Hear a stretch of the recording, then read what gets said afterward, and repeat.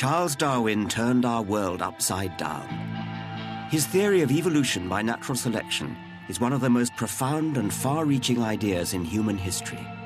It's also, alas, one of the most controversial.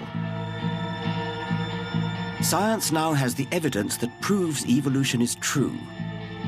Yet today, incredibly, the opposition to Darwin is more fiercely vocal than ever, denying plain facts in more and more elaborate ways.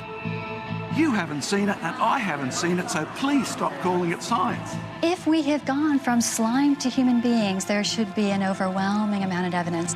You are a teacher of science, and you think that the Earth is less than 10,000 years old. Yes, I do. In this program, the increasingly aggressive backlash. Right now, your destiny is all f***ed up, f***ing atheist. The battles that I think really matter. We can't get into the business of knocking down kids' religions and the religions of families. Why not, actually? Why not? Because... And how the first man to understand evolution himself wrestled with religious faith. For Darwin, the problem was close to home. His beloved wife was a devout Christian.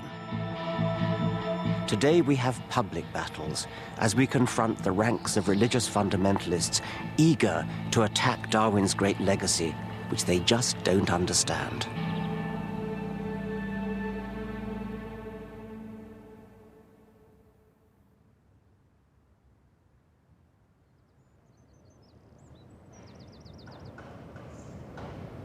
When I was a young boy, I looked to God to explain life. And then I was introduced to Darwin and evolution by my father. At first I didn't get it. It didn't seem possible to me that something so simple could explain so much. But then I learned about it a bit more, I thought about it a bit more, and then suddenly the penny dropped. I really got it. This incredibly simple theory really was capable of explaining everything about life, the beauty, the complexity, the diversity. And then I thought, well, if science can explain something so apparently inexplicable as life, who knows what the limits might be on what science could explain more generally, without any recourse to the supernatural. At that moment, I became an atheist, and I've never looked back.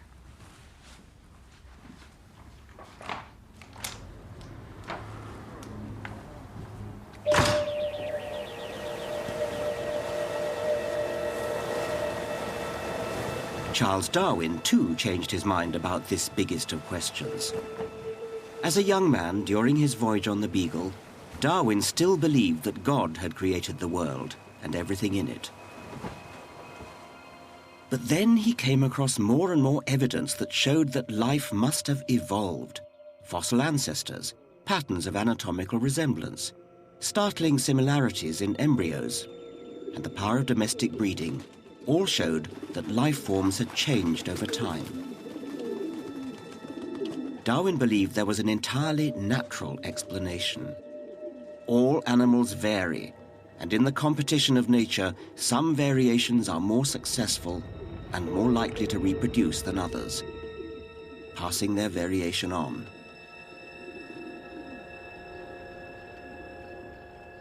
Here in his study at Down House, Darwin grasped that the religious story of creation ran against the evidence of the natural world. With evolution, God just wasn't part of the picture. But there was a problem for Darwin. His wife Emma was religious, and the trouble began soon after they got married in 1839. Emma wrote him a letter describing her deep faith. But Darwin was no longer convinced there was a God. He agonized over the letter and scribbled on it, "When I am dead, know that many times I have kissed and cried over this." Darwin never criticized religion directly in public. I think he didn't want to hurt his wife's feelings. Instead, he let his science do the talking. He predicted that science would bring about a gradual illumination of minds. Yet, sadly today, it seems harder and harder for people to see the light.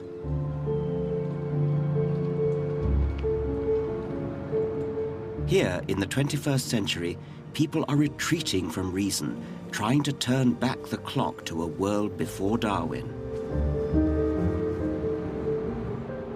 You see, Genesis chapter 1 says everything that God made was very, and none of you think kill or be killed, survival of the fittest, nature red and tooth the claw is good.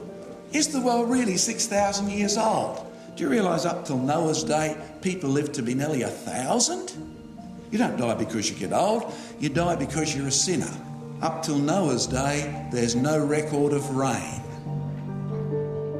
The Australian John Mackay is a celebrity among evangelical Christians. He's a creationist. He believes in the literal truth of the Bible's creation story, and he attacks evolution on the very crudest level.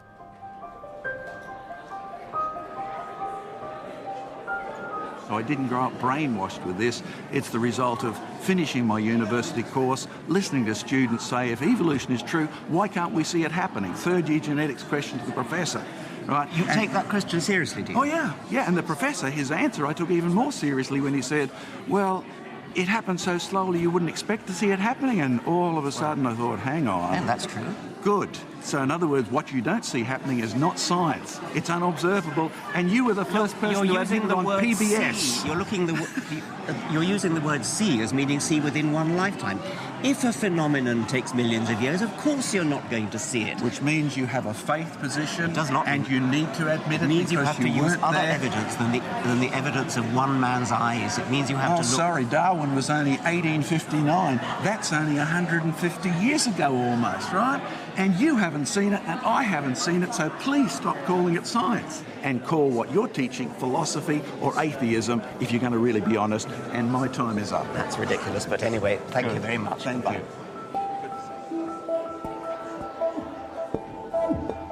The refusal to believe in anything you can't see yourself is absurd. Think about it. I never saw Napoleon with my own eyes, but that doesn't mean Napoleon didn't exist. John Mackay can't see a cell or an atom or weather systems on the other side of the world. Does that mean they don't exist? Darwin didn't just trust his own eyes. He checked his theory against evidence gathered through extensive correspondence with naturalists across the world. Mackay, it seems to me, misunderstands science at a deep level. Science is precisely not limited by what we can see with our own eyes in one lifetime. The whole wonderful endeavor of science is to investigate phenomena beyond human experience, from far-off galaxies to microscopic bacteria.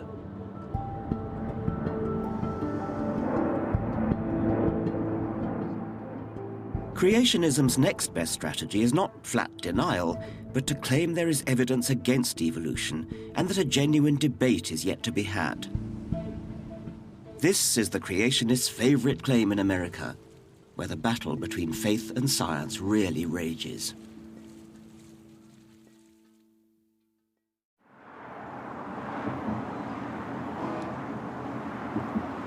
Charles Darwin's struggle with religion was private. Today, the battle has become public. In my lifetime, opposition to evolution has grown, particularly in the United States.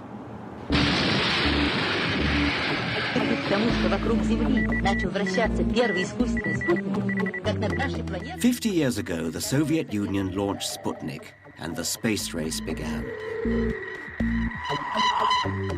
In response, the Americans made science priority number one. The government poured money into science education. For the first time, evolution was taught in every classroom in America. But the religious fundamentalists hit back.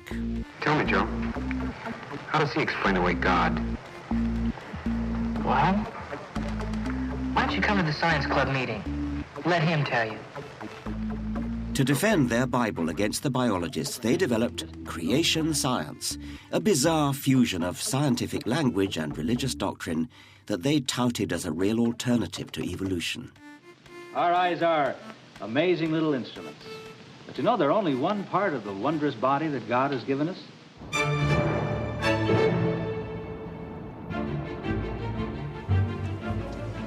I worry that this is brainwashing, not science.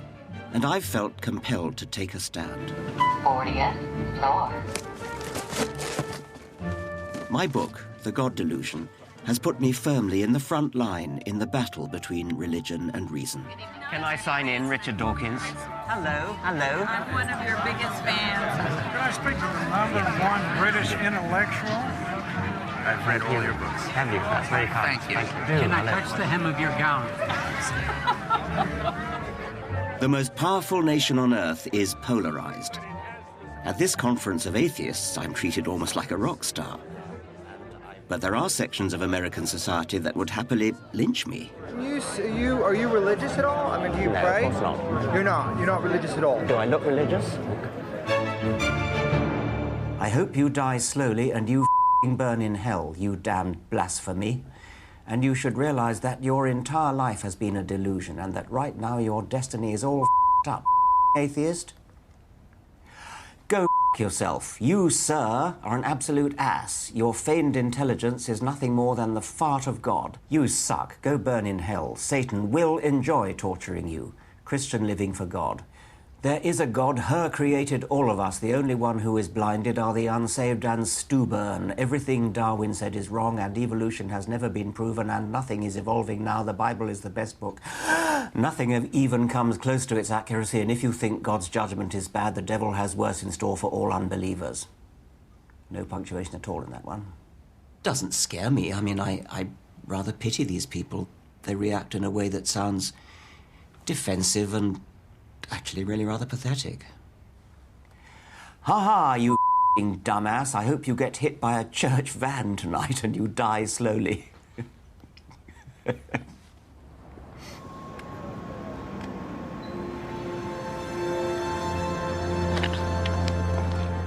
But there's also an entirely different kind of opposition, slick in style and with a more polished line of attack. Wendy Wright is president of Concerned Women for America. Wendy Wright. Yeah. She represents 500,000 evangelical women concerned about issues ranging from lesbians on TV to poor old Darwin. Hello, I'm here to see Wendy Wright. Okay, great. I'll take you right in. Thank you very much. I worry that her organization would condemn American children to ignorance by attacking sound scientific evidence. Why is it so important to you that people not believe in a creator?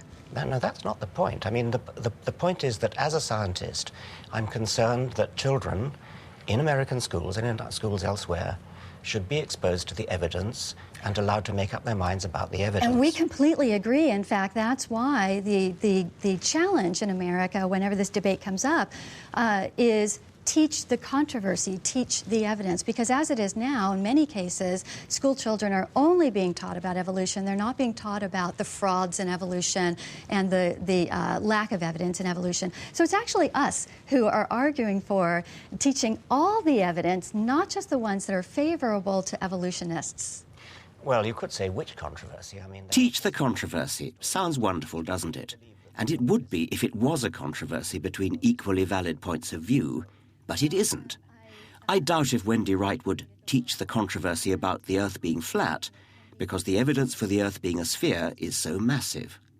There's also massive evidence in favor of evolution, but she doesn't seem to want to know about it. Oh, really? And actually, you're the way you have framed this and your very closed-mindedness really is a very good example of the kind of censorship we see within the scientific community that won't even allow discussion about the controversy. That if evolution had occurred, then surely, whether it's going from birds to mammals or even beyond that, surely there'd be at least one There's a evidence. massive amount of evidence. I'm sorry, but you people keep repeating that like a kind of mantra because you just listen to each other. I mean, if only you would just open your eyes and look at the evidence. Show it to me. Show me the bones. Show me the carcass. Show me the evidence of the in-between stage from one species to another. Go and look at some modern paleontology labs. Go and talk to some modern paleontologists. Just look at that evidence. It's beautiful. The evidence for the transition between the reptilian jaw and the mammalian jaw. The reptilian jaw has several bones. The mammalian lower jaw has only one bone. And the other bones that were in the reptile have now moved into the inner ear. It's a beautiful transition. There are so many beautiful stories. I mean, you'd be fascinated.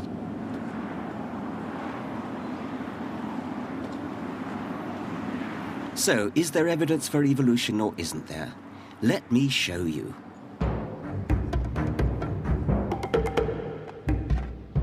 I'll begin with fossils. There are now literally millions of fossils in museums all over the world. They've been dated and documented, and the relationships between them analysed. When mapped out through time, the anatomical connections can only be explained by evolution. All life is related in a vast family tree. Fossils also show how life forms change over time along individual branches of the tree. Look at these skulls. The so-called missing links show the growth of our ancestors' brains over the last 3 million years, as we evolved from something like a chimp on hind legs to modern humans.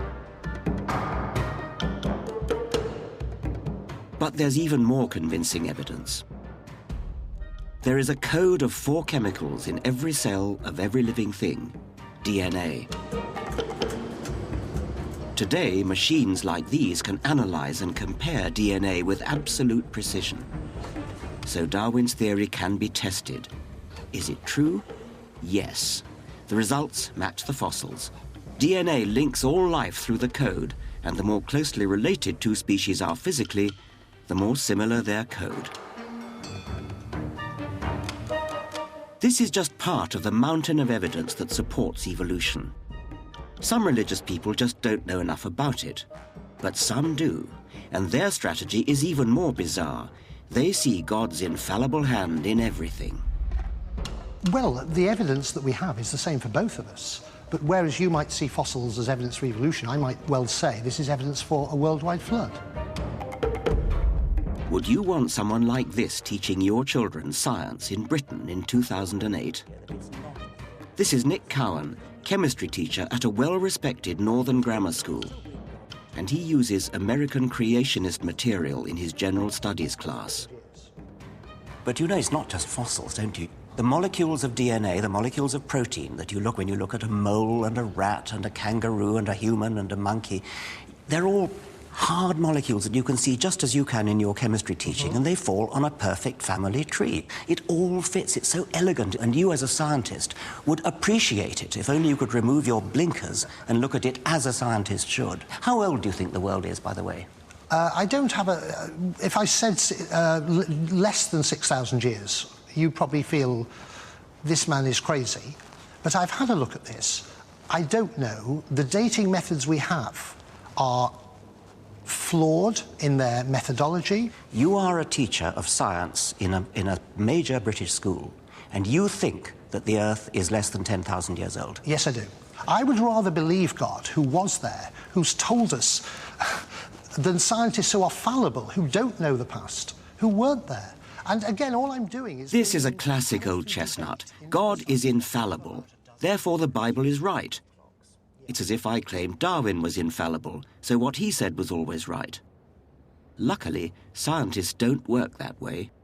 We sustain our ideas not through sacred texts, but through reason and evidence. And again, all I'm doing is bringing healthy debate into the science lesson. We have about a dozen different radioactive clocks, and they all point to roughly the same answer, which is that the world is between 4 and 5 billion years old.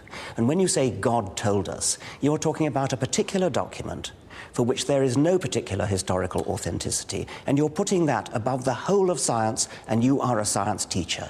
If there is a God, his word must be more important than the work of fallible human scientists. I'm all in favour of teaching children to think for themselves and to question for themselves. That's great. But there are limits to that. And I think that when the evidence is so massive, you owe it to the children to teach them what the evidence is.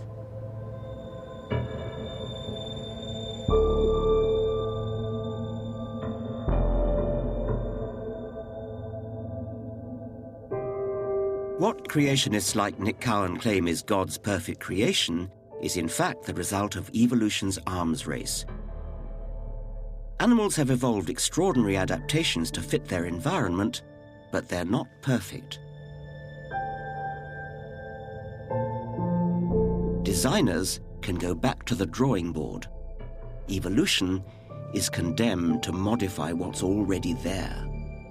So nature is full of compromises and imperfections.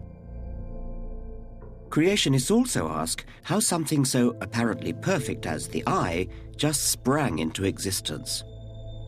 Well, it didn't. The basic chemistry that makes up a light-sensitive cell is shared right across the animal kingdom, and natural selection has seized on this time and time again. Science has uncovered species at every stage in the evolution of the eye. It is a cumulative process, and each step of the way is more useful than the one before. The eye has evolved independently at least 40 different times around the animal kingdom, and it has evolved gradually, improvement on improvement. And yet... no sensible person would have ever left the body the way it is. Like what? What's a good example of that? The most dramatic is the human eye. You know, it's held up as this example of perfection in the body. It's not perfect at all. It's the perfect example of why the body is not designed. Cover one eye, if you would, please. And we take the pin and we move it right in the, and you have to keep looking right at the bridge of my nose, so keep your eye fixed. And now we're going to move it just out a little bit, about 15 degrees, and right about there. Yeah, it's gone. It's gone. Yeah. You can't see it? No.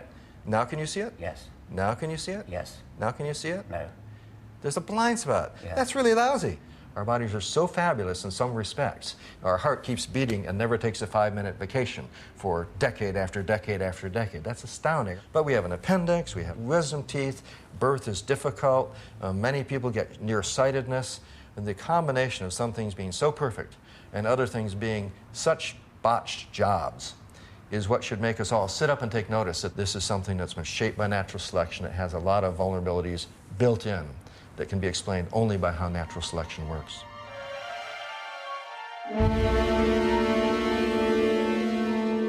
So our botched, compromised bodies are themselves evidence of evolution. They're shot through with history. Evolution is a fact. It's documented by science to the same degree Napoleon is by history. Some things are just true. They're not a matter of choice or opinion. But you'd never guess that in the place where this matters more than anywhere, in our schools, where the teaching of evolution has become a hugely sensitive issue for science teachers. This is multicultural Britain, and one of its fault lines runs straight through our children's classrooms. How do we reconcile scientific truth with the deeply held convictions that bind religious communities?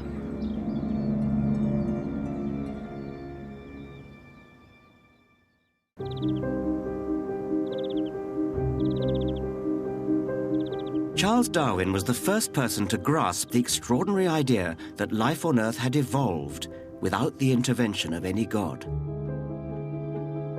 And I've always been intrigued by how he himself wrestled with what that meant for religion.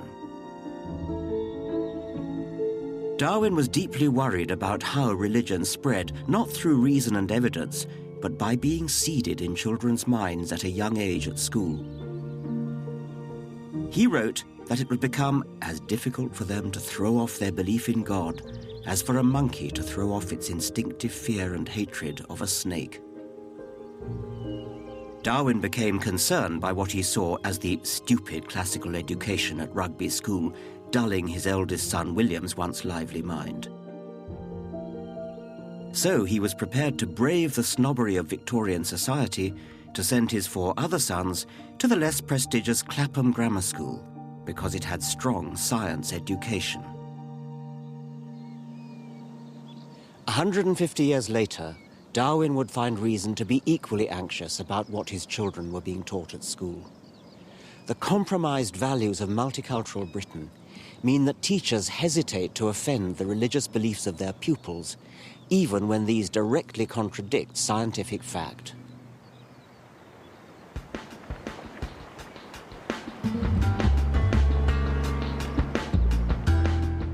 Earlier in the series, I took a science class from Park High School in North London, fossil hunting. I was amazed by their lack of knowledge and understanding of evolution. So, what do their science teachers have to say about this? I worry they're tiptoeing too respectfully around traditional beliefs. Some kids just won't accept it.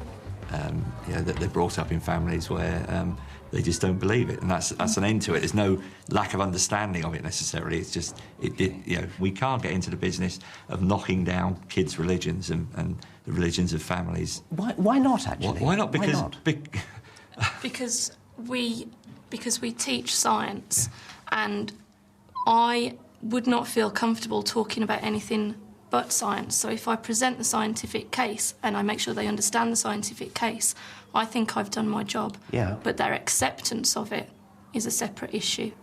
For some students, truth isn't something they see coming through science, even though our emphasis is on ideas and evidence to support these ideas. A lot of students have a religious narrative that's very important to them. It's an important part of their life, through their family and their culture. Would it be too unfair to suggest that these well-meaning teachers are running scared? Who could blame them? Obviously, what we believe is affected by our upbringing. But that doesn't mean we can't change our minds. We all have the right to see the evidence and re-evaluate our beliefs. These science teachers shouldn't be afraid to spell out the scientific truth derived from evidence. I don't see that we can expect to convince them just by showing them the evidence. Really? Why not? Well, because they've got other evidence which they've been brought up with throughout their lives. But that's not evidence. No, to them it's evidence, though, isn't it? Yeah. And to their parents. We're talking about something very fundamental here. We're talking about young people. We're talking about identity. It's not our place to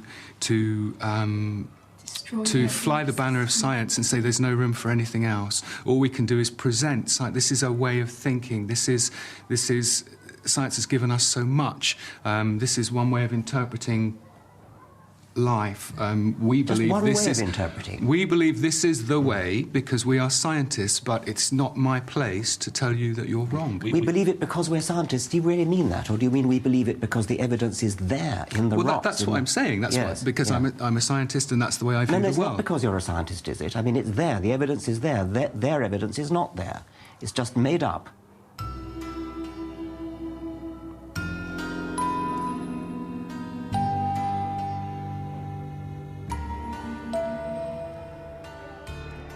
You don't believe that the Earth is round only if you're an astronaut. You don't believe Napoleon existed only if you're a historian. You believe these things because they're facts proved by evidence.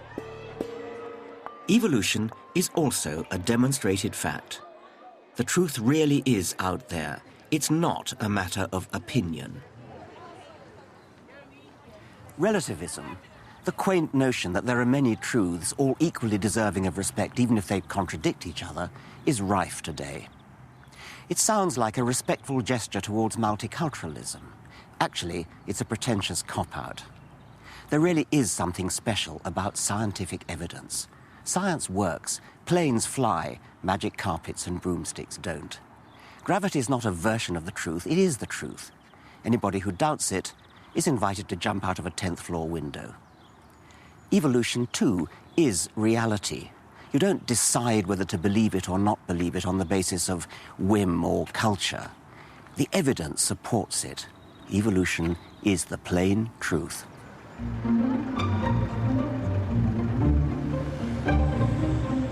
Where has all this wobbling come from? Well, it started right back in the 19th century, in Darwin's time. Rather than just denying the evidence, the Church of England developed the most sophisticated strategy to face the challenge of evolution. It saw evolution as one truth within a bigger one, and embraced Darwin in what one might call a comfortable relativist fudge. Science would explain the workings of nature, and God could take the credit for getting science started in the first place. It's a subtle argument put forward by the most powerful Christians in the world. Let's take it on in its modern guise. Darwinism as a theory of how evolution works, a highly plausible, highly credible theory about biological history. I don't have a problem with that. Do you see God as having any role in the evolutionary process? For me, God is the power or the intelligence that shapes the whole of that process. As creator, God's act is the beginning of all creation. So by setting up the laws of physics in the first place, in which context evolution takes place? Things unfold within that. What about intervening during the course of evolution? I find that rather suggests that God couldn't have made a very good job of making the laws of physics in the first place if he constantly needs to be adjusting the system, adjusting the works. And I think that's a slightly different question. But there's a problem for the Church of England. Isn't it trying to have its cake and eat it too?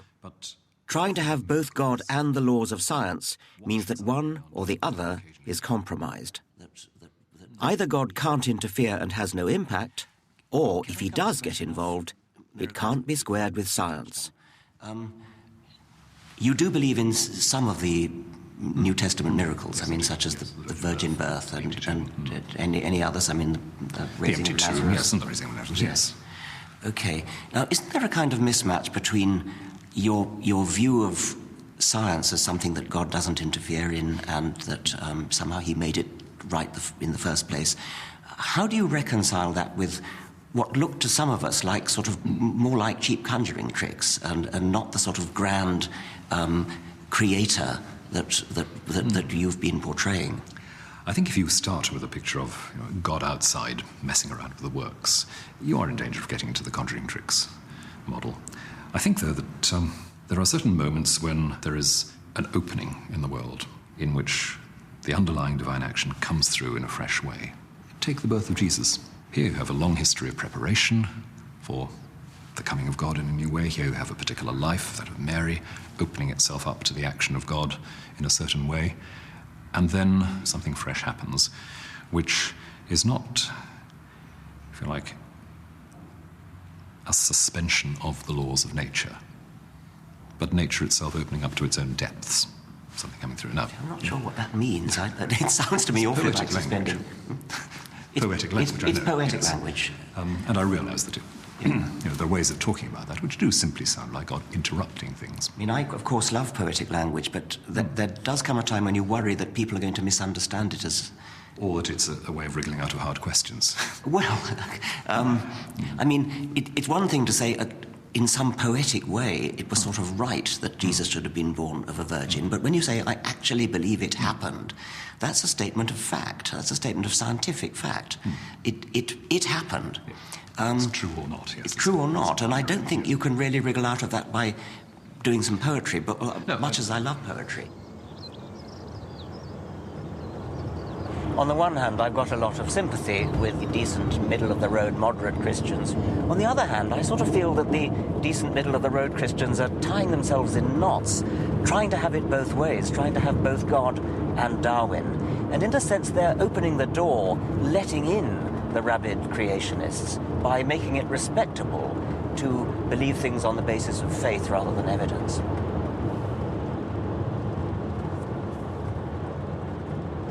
So, deny, attack, absorb. Now we've gone through the range of strategies by which religion tries to deal with Darwin. I think they all flounder, but even I can see why religion puts up this resistance. I get letters from readers who have understood the truth of evolution, but somehow wish they hadn't. Darwinism can be unsettling, even frightening. Darwin himself was shocked by what he called the low and horridly cruel behavior he observed in nature, and yet it was integral to natural selection.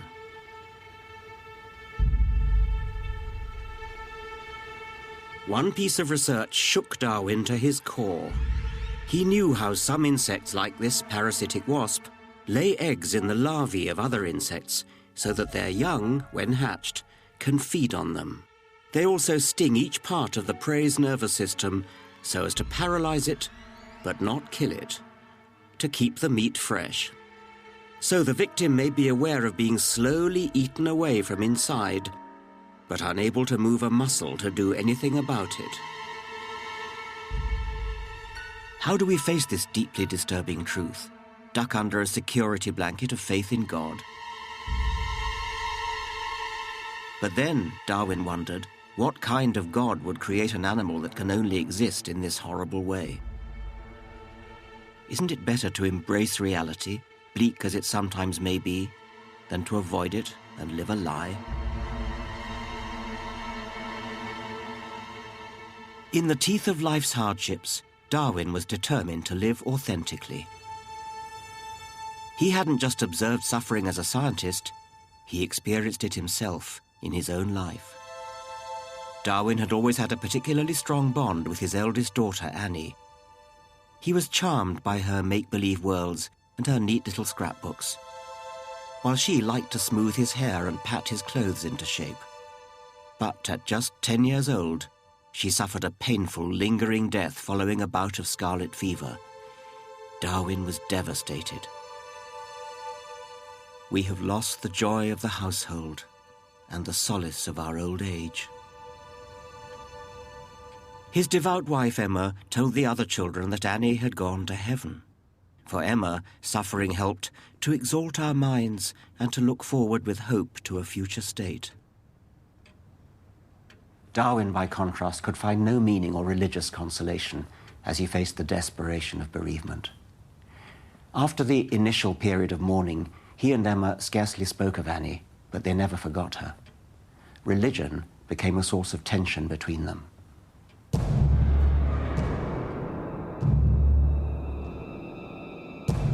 Finally, I think the tension had to spill out. In his 60s, Darwin wrote an autobiography in which he revealed his anger at what he called the manifestly false Bible story. And he added, "I can indeed hardly see how anyone ought to wish Christianity to be true, for if so, the plain language of the text seems to show that the men who do not believe, and this would include my father, brother, and almost all my best friends, will be everlastingly punished. And this is a damnable doctrine."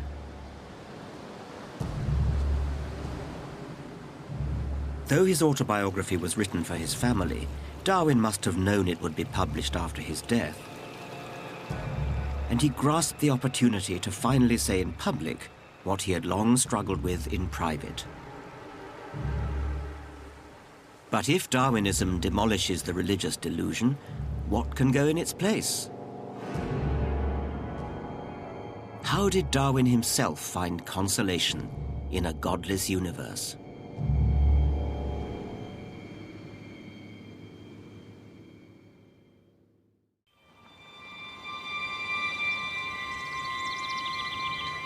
Religious people attack Darwin for, in their view, draining some of the wonder out of our world, for the bleakness of his vision of nature.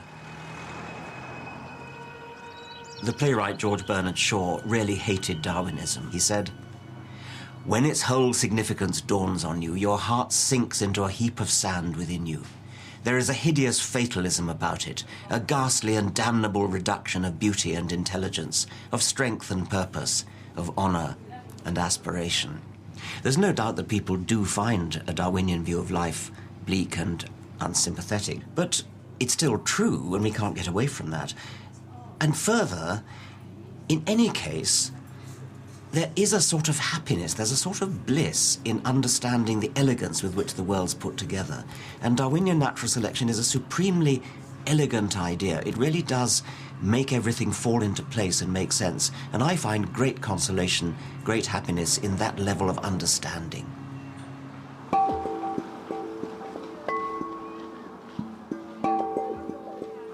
Just ponder for a moment Darwin's central idea, the tree of all life, now verified as fact by our decoded DNA.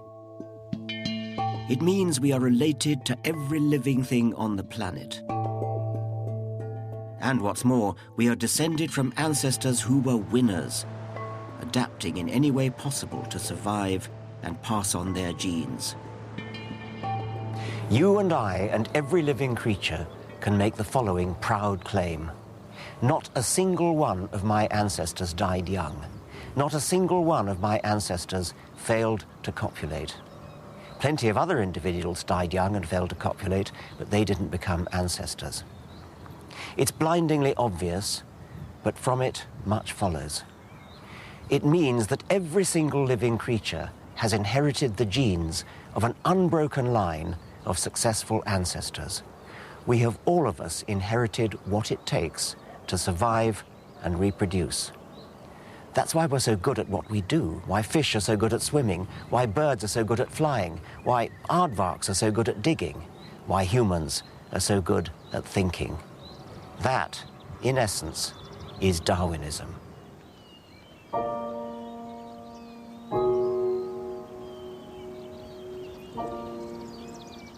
Darwin had to bury 2 more of his children in his lifetime. Another daughter and a son died in early infancy. In memory of Mary Eleanor and Charles Waring, children of Charles Darwin.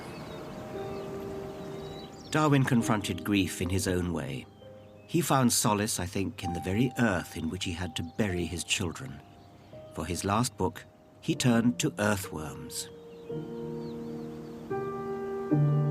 Darwin was fascinated by how, little by little, over huge lengths of time, their slow turning of the soil churned the whole surface of the earth. Nature's ploughs had their own extraordinary underground economy, a damp, dark, life-and-death struggle, to which we humans were totally oblivious. I doubt, Darwin wrote, whether there are many other animals which have played so important a part in the history of the world.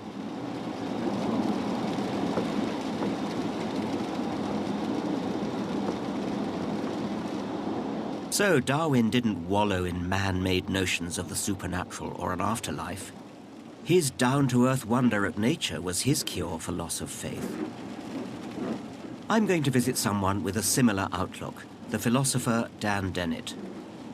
I've known him for 25 years. We're the same age, but I think of him as a kind of intellectual elder brother. But recently, he had a brush with mortality. There was a terrible crisis with his heart, and his friends were all told that he was going to die. It was a very scary moment. Afterwards, when he was recovering in hospital, he made the point that many of his friends had said that they prayed for him, and he thanked them, but then added, "And did you also sacrifice a goat?"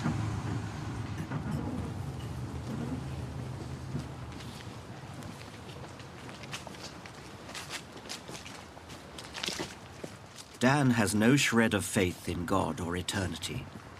Does he think his Darwinism would deny people comfort? I think it only undermines a crutch that they don't need, and that's the crutch of an absolute immortal soul. That's an idea that a lot of people think is very important.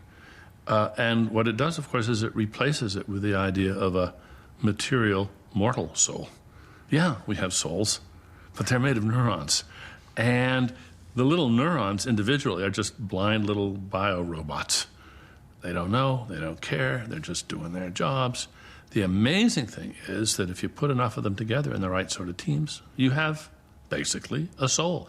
You have the control system and the memory of a being that can be held responsible, that can hold himself or herself responsible, that can look into the future. And when people say, well, where do you get your consolation from? I sort of feel, well, how much more do you want? What? Indeed. What could be more wonderful than being part of this amazing living tapestry of growth and exploration and innovation, all happening in not a million, not a billion, but in 1 trillion places at once.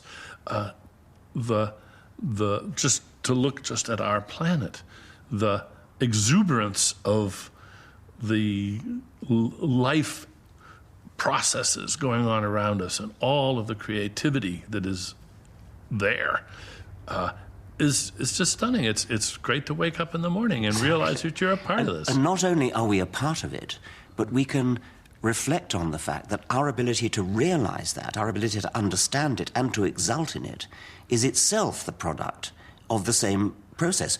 Our brains that are so capable of appreciating this have been produced by the very same process that we are now appreciating.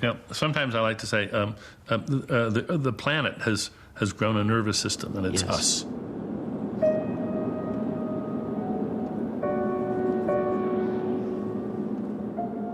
Charles Darwin died in 1882. "I'm not in the least afraid to die," he whispered to his wife Emma in his last days. Darwin had wanted to be buried in Down, next to his 2 dead children.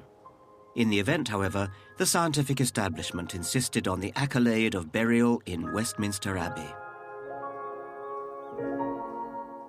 A host of scientists, philosophers, and celebrities attended on the day. In true C of E style, the church attempted to absorb the man who had brought down the house. Yet, even so, the Archbishop of Canterbury turned out to be indisposed, and the God-fearing Prime Minister, William Gladstone, pleaded prior engagements. Perhaps not for them the funeral of the scientist whose work, more than any other, has proved the biblical creation story shallow and wanting.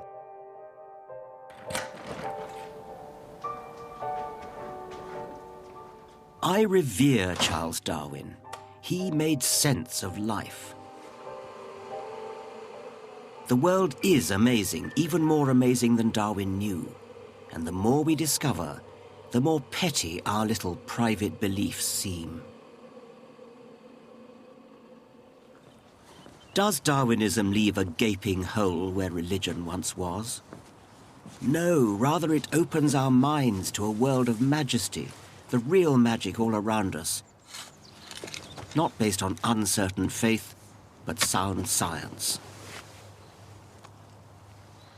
In this handful of soil, there are about 25 billion bacteria. That's 4 times the entire human population of the planet. We humans and the animals we can actually see are a tiny fraction of life on Earth.